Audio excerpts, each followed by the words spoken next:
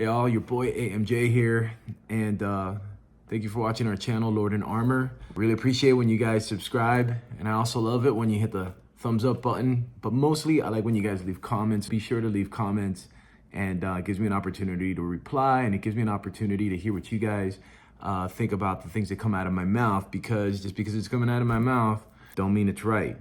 Your thoughts and opinions matter a lot to me. Today's video, just got home from church. I was writing something last night and it came up in conversation today in church. And this is something that I'm pulling from the daily devotional that I'm trying to pump out for next year. And I called this section, Freedom is Above the Red. And I don't read from the devotional too often for these videos, but this one was regarding money and the conversation around debt. And in Proverbs 22:7, way back in the Old Testament, God had the foresight to think about mankind and their need for green. And I'm guilty of this, getting into debt. And let me just read you what it says out of the Old Testament, mind you. It says, Proverbs 22:7, the rich rule over the poor, and the borrower is slave to the lender.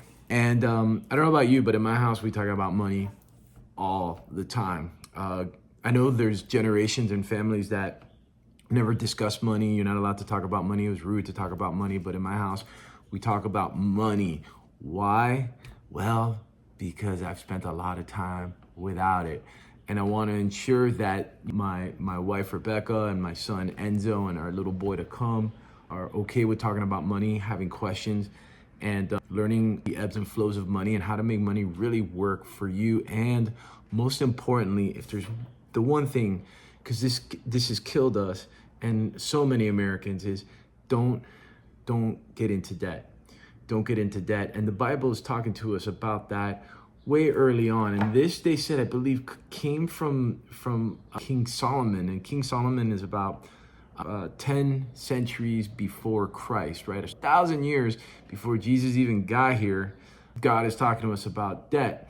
And I'm just going to skip through it and just get kind of to the end. At the end of the daily devotionals, I have a section, and I write from the perspective of me writing to my son.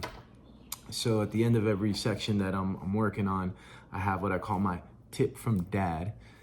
And in this particular tip, let me move this over here. I just did some really basic math. And my tip was real easy. Don't fall into debt. Don't fall into debt. Don't fall into debt. And don't fall into debt. Stay in the black.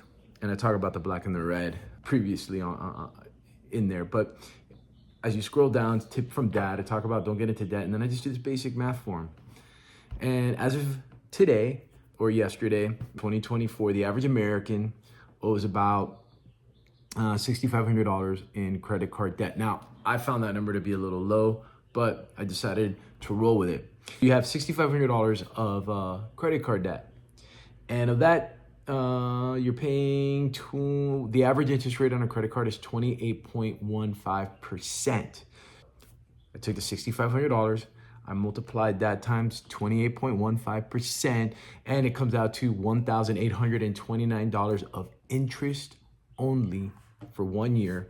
And then I broke that down and over 12 months. And you know what that brought me to? $152.42 per month in interest alone. Now, the national minimum wage is $10.69 national. I'm in California, it's much higher, but national average is $10.69. And since the average American has about $6,500 worth of credit card debt, this is the average. It came down to $10.69 an hour, not including taxes. You take the Medicare and the Social Security, and if you got state income taxes, like in California, we're just talking about you're making your $10.69 an hour, not including your taxes. You basically end up working about 171.09 hours per year just to pay the interest on that credit card for that 1 year. That's not applying anything to the principal. And I also broke that down. That's the equivalent of working 7.13 days straight. 7.13 days straight. That's a whole week of not sleeping and a little more. and just working just to pay the interest on that credit card debt. And you're not even talking about paying off the principal. And what happens is most people just make the minimum payment, and without getting too far into it, you're making the minimum payment. You're going to be paying that one credit card for years. And I think if you make the minimum payment, it tells you on the credit card statement that I think it's like 15 years, 17 years making the minimum payment. When we fall into debt, it really just makes us a slave to the grind. And when we fall into debt and we're behind on our bills, it creates so many problems like anxiety, and it creates desperation.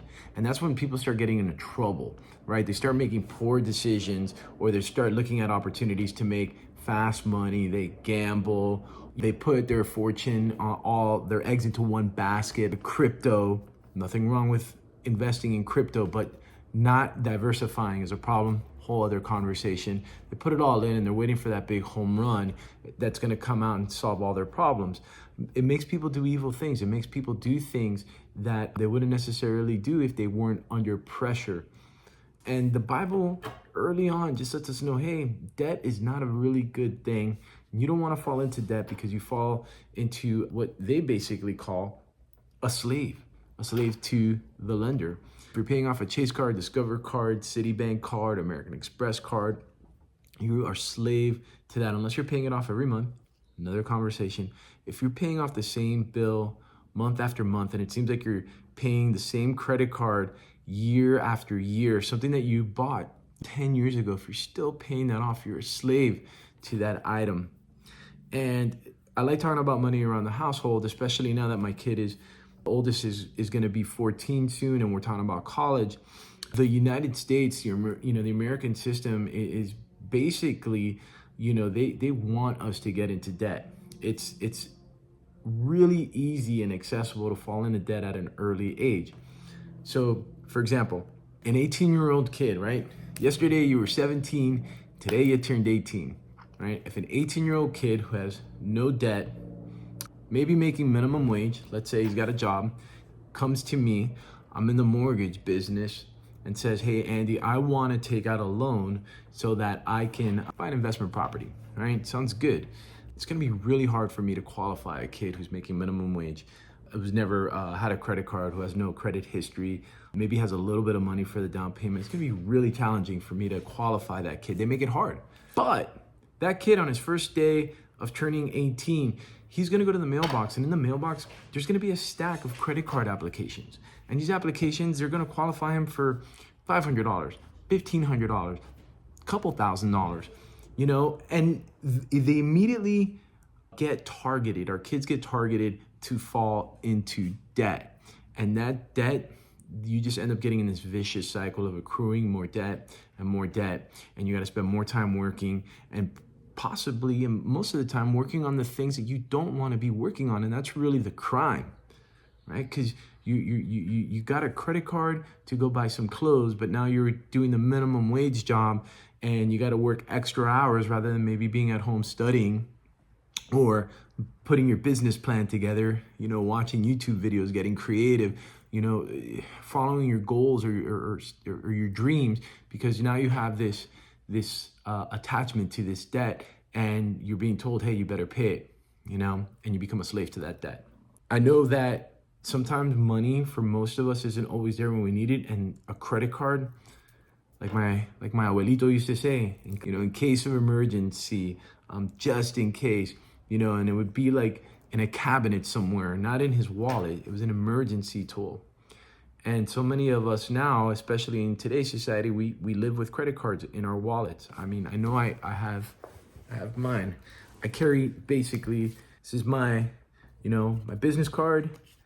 And if I got to buy some personal stuff, I do like using the Apple Card, because typically I got to pay it off every month, which is great. And the Apple Card on the app, it lets you know when you got to pay it off by before you accrue interest on it. So I don't really use cash on the daily. Debit cards work really, really great.